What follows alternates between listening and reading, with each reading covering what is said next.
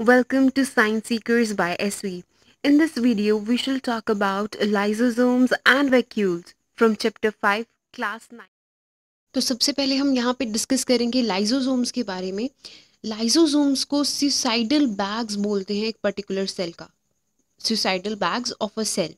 तो ये जो लाइसोसोम्स हैं ये दोनों plant cell and animal cell में प्रेजेंट होंगे। और यहाँ पे आप देख रहे हो एक एनिमल सेल बना हुआ है और इसका ये न्यूक्लियस वाला रीजन रहेगा एंड ये ईआर है, गोल्जी प्रेजेंट है एंड इसके पास ये जो ग्रीन कलर के स्ट्रक्चर्स आपको दिख रहे हैं ये सभी क्या होंगे, लाइसोसोम्स। ये एज इट इज स्कैटर्ड रहेंगे पूरे एनिमल सेल में। इसको जूम इन करके यहाँ पे दिखाया गया है तो ये कुछ ऐसा देखने में लगता है लाइसोसोम।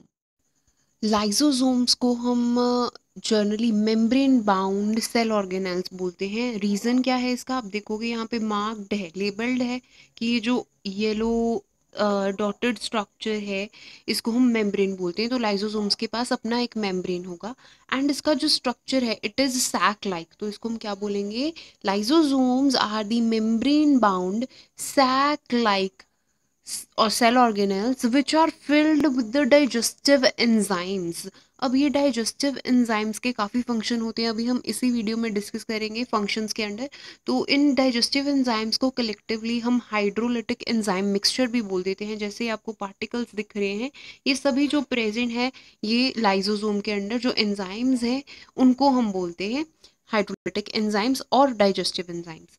तो अभी ये जो लाइसोसोम है ये बनता कहाँ से है, हमने लास्ट वीडियो में गोल्जी कॉम्प्लेक्स के बारे में स्टडी किया था, उसका लिंक मैं आपको डिस्क्रिप्शन बॉक्स में दे दूंगी वीडियो का, तो वहाँ से आप चेक कर सकते हो। जो गोल्जी कॉम्प्लेक्स होता है इसकी पैकेजिंग होती है और जब ये फर्दर पैक हो जाता है तो इसका लाइसोसोम बन जाता है। ये जो गोल्जी कॉम्प्लेक्स है इन्हीं से ये लाइसोसोम्स का फॉर्मेशन रहता है। और अब ये जो एंजाइम्स हैं वो कहाँ से बनते हैं, ये रफ एंडोप्लाज्मिक रेटिकुलम से एंजाइम्स का फॉर्मेशन होता है इन द गोल्जी कॉम्प्लेक्स। अब हम इसके फंक्शंस देख लेते हैं। जब भी लाइसोसोम्स जो सेल में प्रेजेंट होता है तो सेल का जब भी कोई डैमेजिंग होगा तो ये लाइसोसोम्स एकदम से बर्स्ट कर जाता है, सडनली ये बर्स्ट करेगा एंड ये पूरे सेल को, इसके अराउंड यहाँ पे सेल प्रेजेंट है ना, ये लाइसोसोम बर्स्ट कर जाएगा और जो सेल होगा उसको ये डाइजेस्ट आउट कर जाएगा, अपने ही सेल को खा जाएगा। इसीलिए हम इसको suicidal bags of a cell बोलते हैं। सेकेंड फंक्शन इसका जो है ये एक पर्टिकुलर सेल को क्लीन करने में हेल्प करता है। जो भी उसमें फॉरेन मटेरियल आता है, फॉरेन मटेरियल में आ जाता है बैक्टीरिया हो गया, फूड हो गया, तो ऐसा मटेरियल जो बाहर से आया है एक पर्टिकुलर सेल में या फिर कोई ओल्ड सेल ऑर्गेनेल होगा वो अगर डैमेज हो जाता है या फिर डाई आउट हो जाता है तो उसको ये कौन लाइसोसोम जो है ये क्लीन आउट कर देगा पूरे सेल में से। इसी क्लीनिंग की वजह से हम लाइसोसोम्स को सेलुलर हाउसकीपर्स बोलते हैं। हाउसकीपर्स जो हमारे घर पे आते हैं तो वो क्लीनिंग का ही काम करते हैं, तो ये सेल की क्लीनिंग का काम करता है इसलिए हम इसको सेलुलर हाउसकीपर्स बोलते हैं या फिर हम इसको स्कैवेंजर्स भी बोल सकते हैं। नेक्स्ट थर्ड फंक्शन जो लाइसोसोम्स का है, इसके जो ये डाइजेस्टिव एंजाइम्स हैं, अब कहीं पे भी साइंस, ओवरऑल साइंस में कहीं पे भी एंजाइम्स पढ़ लो तो आप देखोगे कि रिएक्शन को फास्ट करते हैं एंड सेकेंड थिंग किसी कॉम्प्लेक्स चीज़ का ब्रेक डाउन करते हैं स्मॉलर पार्टिकल्स में। तो अब यहाँ पे सेकेंड फंक्शन एंजाइम्स का आएगा, दैट इज़ ये जो कॉम्प्लेक्स मटेरियल होगा या फिर जो बाहर से फॉरेन मटेरियल आया, ये कुछ ओल्ड ऑर्गेनेल्स हैं या कुछ कॉम्प्लेक्स ऑर्गेनिक मटेरियल है, तीन चीज़ें बोली मैंने अभी, तो इनका तीनों का जो ब्रेक डाउन है ये एंजाइम्स करवाएंगे, ये डाइजेस्टिव एंजाइम्स करवाएंगे और ये एंजाइम्स लाइसोसोम्स में प्रेजेंट होते हैं। नेक्स्ट फोर्थ फंक्शन जो लाइसोसोम्स का ये होता है, जब हमें भूख लगती है, काफ़ी ज़्यादा स्टार्वेशन की कंडीशंस आ जाती है और हमारे पास फूड की अवेलेबिलिटी नहीं होती, तो इस केस में क्या होता है, ये जो लाइसोसोम्स हैं ये खुद में कुछ फूड स्टोर करके रखते हैं और उसको ही डाइजेस्ट करना शुरू कर देते हैं ताकि ये जो सेल है, एक पर्टिकुलर सेल है, उसको एनर्जी का रिक्वायरमेंट पूरा हो जाए। नेक्स्ट सेल ऑर्गेनेल जो हम यहाँ पे डिस्कस करेंगे इज द वैक्यूल। वैक्यूल्स को अब हम storage house of the cell बोलते हैं। आप देखोगे यहाँ पे ये प्लांट सेल है, ये प्लांट सेल का स्ट्रक्चर है और इस प्लांट सेल में ये जो वैक्यूल है काफ़ी प्रोमिनेंट है, दूर से ही दिख रहा है। तो ये वैक्यूल होते क्या हैं? ये स्टोरेज ऑर्गन्स होंगे एक सेल के, एंड ये राउंड सैक्स होंगे। आप देखोगे इसकी जो शेप है इट्स राउंड, शेप जो है वो राउंड है। एंड इसमें स्टोर क्या होगा?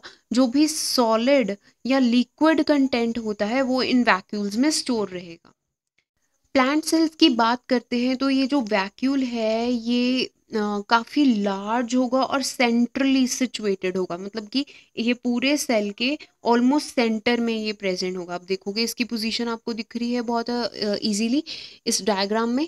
तो ये एक ही होगा, प्लांट सेल में सिर्फ एक ही सेंट्रल वैक्यूल होगा और वो काफ़ी लार्ज होगा, और ये near about 50 to 90% of the cell volume जो है वो कवर करता जाएगा। आप देखोगे कि मोस्ट ऑफ द जो स्पेस है वो इस वैक्यूल ने ही ऑक्यूपाई की हुई है एक पर्टिकुलर प्लांट सेल में। फर्दर जो ये वैक्यूल है इसमें आपको ये डार्क ग्रीन कलर में आउटलाइन दिख रही होगी, डार्क ग्रीन ब्लूइश कलर में। तो ये जो है ये इसका अपना खुद का मेम्ब्रेन होता है और इसको हम टोनोप्लास्ट बोलते हैं। नेक्स्ट फंक्शन हम देखेंगे कि जो अमीबा है एक यूनिसेलुलर ऑर्गेनिजम्स है, तो उसमें फूड वैक्यूल्स प्रेजेंट रहते हैं एंड इसमें फूड का मटेरियल स्टोर रहता है एंड न्यूट्रिशन की जो रिक्वायरमेंट है अमीबा की वो पूरी होती रहती है। आप देखोगे यहाँ पे पिंक कलर से मार्क किया गया है फूड वैक्यूल, तो कितने फूड वैक्यूल्स पड़े हैं? ये सभी जो हैं ये फूड स्टोर करके रखेंगे फॉर अमीबा। नेक्स्ट फंक्शन जो वैक्यूल्स का कंसिडर होता है वो एनिमल्स के केस में है। एनिमल सेल का ये स्ट्रक्चर आपको दिख रहा है, तो इसमें ये वैक्यूल्स मार्क्ड हैं।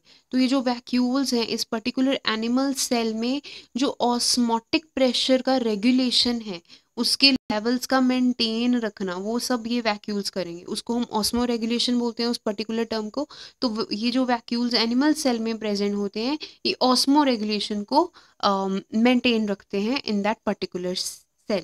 So this was all about the lysosomes and vacuoles. If you have any queries or doubts, do comment in the comment box. Do like, share and subscribe my channel. Thank you for watching.